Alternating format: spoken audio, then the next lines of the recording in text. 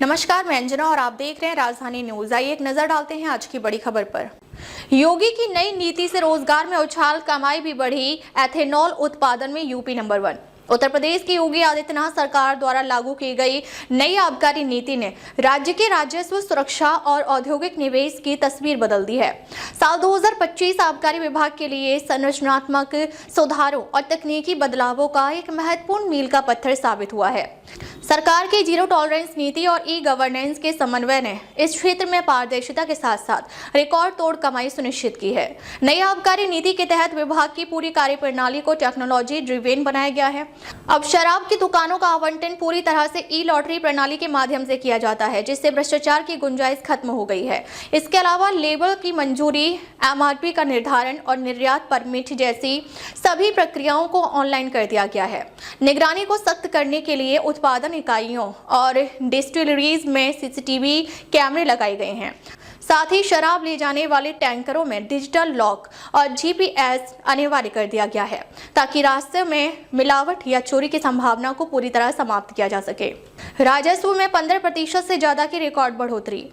योगी सरकार की नीतियों का सीधा असर सरकारी खजाने पर दिख रहा है। वित्तीय वर्ष 2025-26 के आंकड़ों के अनुसार नवंबर 2025 तक राज्य को कुल 35,144.11 करोड़ रुपए का आबकारी राजस्व प्राप्त हुआ है। यह पिछले वर्ष यानी 2024-25 की इसी अवधि के मुकाबले 15.59% अधिक है। सरकार ने पिछले साल की तुलना में केवल 8 महीनों में 4,741.77 करोड़ रुपए की अतिरिक्त आय दर्ज की है।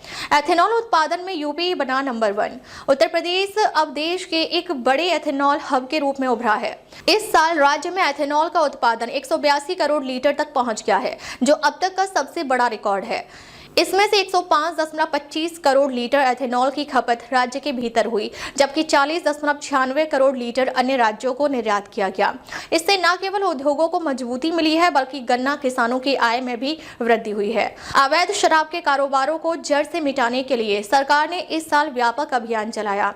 प्रदेश भर में कुल 79,990 मामले दर्ज किए गए और लगभग 20.86 लाख लीटर अवैध शराब जब्त की गई। इस कार्रवाई के तहत 15,085 लोगों को गिरफ्तार किया गया, जिनमें से 2,755 को जेल भेजा गया।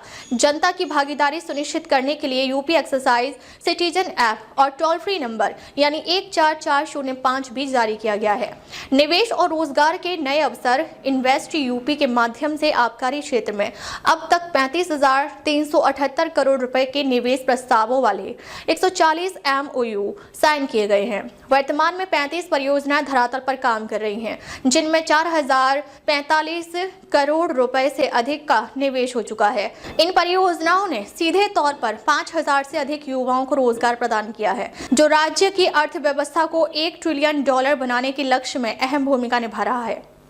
अब तक के लिए बस इतना ही। फिर मिलते हैं एक ऐसे ही बड़ी खबर के साथ। तब तक के लिए नमस्कार और देखते रहिए राजधानी न्यूज।